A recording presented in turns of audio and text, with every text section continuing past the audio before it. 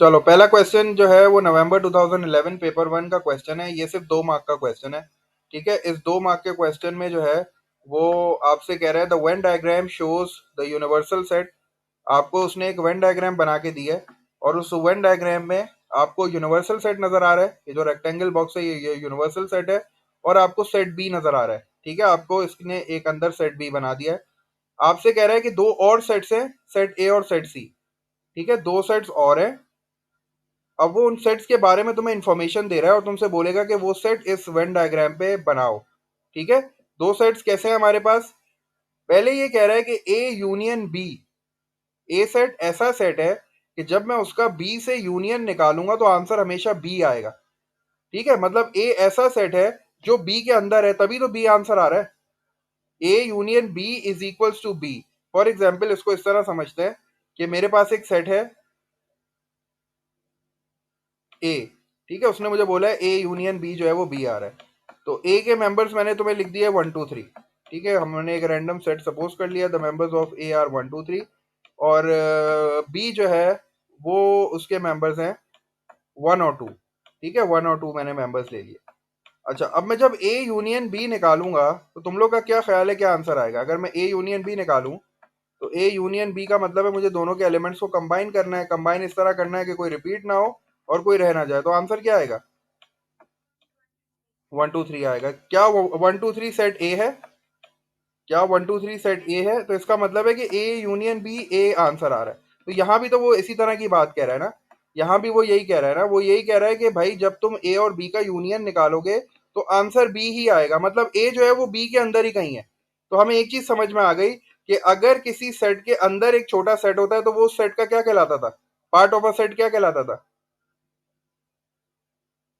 याद है, part of a set के लिए हमने एक वो याद किया था कि अगर कोई बड़ा सेट है और छोटा सेट उसका पार्ट है तो उसको क्या कहते थे? सबसेट। उसको क्या कहते थे? सबसेट। तो इसका मतलब है कि ए जो है ना वो बी का सबसेट है, तभी ए यूनियन बी बी आ रहा है। तो इसीलिए वैसे मैंने क्या किया, ए को बी के अंदर बना दिया। अब तुम्हारी मर्जी है, तुम इसको कहीं भी बना सकते हो, बस इनसाइड बी होना चाहिए। इनसाइड बी का मतलब है कि ए जो है ना वो बी का सबसेट है। ए जो है वो बी का छोटा पार्ट है। ठीक है, इसीलिए वो इसके अंदर बना है। और जब मैं ए यूनियन बी निकालूंगा तो हमेशा आंसर बी आएगा क्योंकि बी बड़ा सेट है। ठीक है। अच्छा, अब मैं ए जो है ना वो बाहर नहीं बना सकता था, क्योंकि अगर मैं ए को बड़ा बनाता, बी को उसके अंदर करता, तो फिर यहाँ होता A union B equals to A, क्योंकि ए बड़ा सेट था ना, सुपर सेट ए था। लेकिन ये कह रहा है ए यूनियन बी बी के बराबर है, तो इसका मतलब है बी जो है वो बड़ा सेट है और ए जो है वो छोटा सेट है। तो मैंने क्या किया, ए को उसके अंदर बना दिया। ये जो तुम्हें नजर आ रहा है ना, एक सेट के अंदर दूसरा सेट, ये बेसिकली सबसेट की वेन डायग्राम है। अगर कोई सेट किसी का सबसेट होता है ना तो वो उसके अंदर बनता है इस तरह। ठीक है, चलो एक सेट तो हमने बना दिया। आगे कह रहा है ए इंटरसेक्शन बी बी के बराबर नहीं है। ये भी बड़ी इंपॉर्टेंट बात बताई। उसने कहा ए यूनियन बी तो बी के बराबर है, लेकिन ए इंटरसेक्शन बी बी के बराबर नहीं है। अच्छा, अगर मैं तुम्हें ए इंटरसेक्शन बी निकालने बोलता तो क्या आंसर आता? अगर मैं इसका तुम्हें कहता कि ए इंटरसेक्शन बी निकालो, ये जो दो सेट्स मैंने तुम्हें दिए, 1 2 आता। क्या 1 2 सेट ए के बराबर है? क्या 1 2 सेट ए के बराबर है? नहीं। तो इसीलिए इसने यहाँ तुम्हें बताया, इसने ये चीज बताई कि ए और बी में से बी जो है वो बड़ा है और ए छोटा है। अगर ए और बी दोनों बराबर होते तो फिर तो इंटरसेक्शन इनका जीरो आता, नल आता।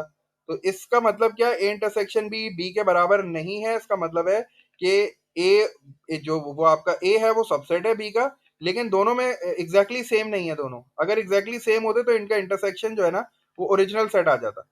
तो इसी वजह से जो है वो मैंने बी को इनसाइड बनाया। थर्ड इंफॉर्मेशन कह रहा है ए इंटरसेक्शन सी जो है वो नल आ रहा है। मतलब ए और सी में कोई कनेक्शन नहीं है। ए और सी में कोई कनेक्शन नहीं है। ए और सी डिसजॉइंट सेट्स है, दूर दूर बनेंगे। ये ओवरलैपिंग नहीं है, ये एक दूसरे को टच नहीं करेंगे। तो मैंने क्या किया, सी को यहाँ बना दिया। अब तुम लोग बोलोगे कि सर आपने सी को टच क्यों किया बी के साथ? क्योंकि उसने आगे मुझे इन्फॉर्मेशन दी है कि बी इंटरसेक्शन सी जो है ना वो एम्प्टी सेट नहीं है, बी का और सी में कुछ ना कुछ कॉमन है। तो इसीलिए मैंने बी और सी को ओवरलैपिंग बनाया। तो ये उसने जो है वो 2 मार्क की मुझे वेन डायग्राम कंप्लीट करने के लिए दी थी। उसने मुझे बताया कि एक यूनिवर्सल सेट है, यूनिवर्सल सेट के अंदर एक बी सेट बना हुआ है। उसने कहा है दो और सेट्स है ए और सी। ए और सी के बारे में कह रहा है कि ए का जब मैं बी के साथ यूनियन निकालूं तो बी आंसर आए, और ए और बी जब इंटरसेक्शन निकालूं तो बी नहीं आए। तो इसका मतलब है ए जो है ना वो छोटा है बी से। ए अगर बी के बिल्कुल बराबर होता तो फिर उसका जो इंटरसेक्शन है वो तो ओरिजिनल आ जाता, ओरिजिनल एलिमेंट आ जाते। ए और बी अगर दोनों सेम होते तो उनका इंटरसेक्शन भी वही सेम सेट आता। तो इसका मतलब है कि ए छोटा था, इसलिए मैंने ए को जो है वो इनसाइड बनाया। इनसाइड क्यों बनाया? क्योंकि ए जो है वो सबसेट है बी का, क्योंकि उसने बताया कि ए यूनियन बी जो है वो बी है। जब भी आपको इस तरह की चीज बोले ना कि दो सेट का यूनियन निकालूं और एक सेट आए, तो इसका मतलब है कि दूसरा सेट उसका सबसेट है, वो उसके अंदर बनेगा। और इस तरह बोले कि ए इंटरसेक्शन सी में जो है वो नहीं, ए इंटरसेक्शन सी जो है वो एम्प्टी सेट आ रहा है, नल सेट आ रहा है, तो इसका मतलब होता है कि उन दोनों सेट्स में कुछ कॉमन नहीं है, वो दूर दूर बनेंगे, वो ओवरलैप नहीं होंगे। और अगर इस तरह की इंफॉर्मेशन देता है कि बी इंटरसेक्शन सी जो है वो एम्प्टी सेट नहीं आ रहा, तो इसका मतलब है वो आपको ये बताना चाह रहा है कि बी और सी में ओवरलैपिंग हो रही है, कुछ कनेक्शन है, कुछ कॉमन एलिमेंट्स है। तो ये 2 मार्क का आपका ये वाला क्वेश्चन हो गया। अब जरा इसको भी देखते हैं, ये भी बिल्कुल इसी तरह का क्वेश्चन है।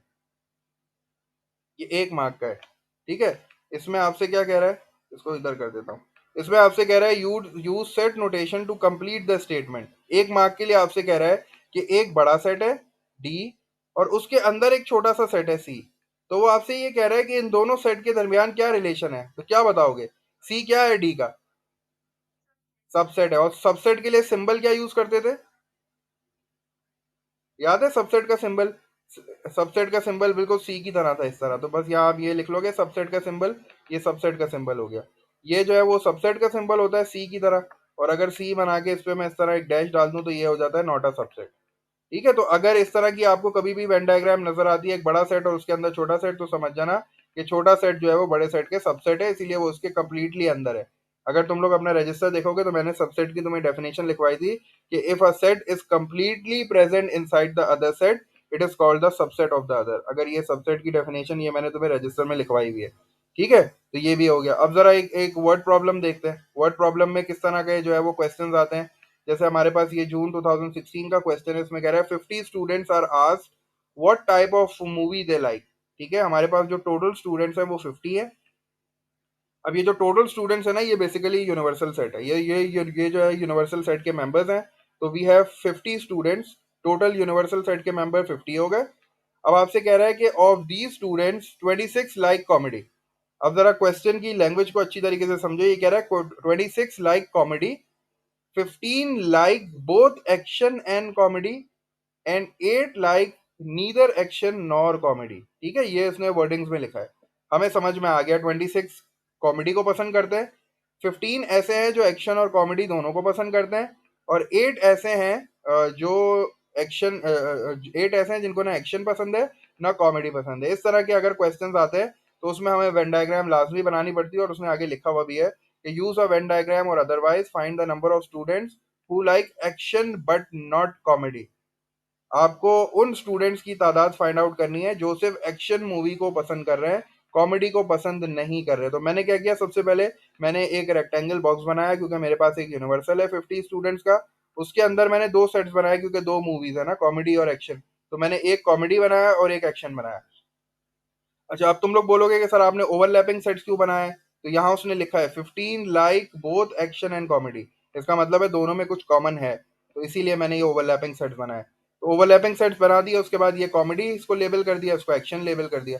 अब जरा देखता हूँ कि इन्फॉर्मेशन क्या गिवन है। तो ये कह रहा है 15 like both action and comedy, तो मैंने 15 को सेंटर में लिख दिया। ठीक है।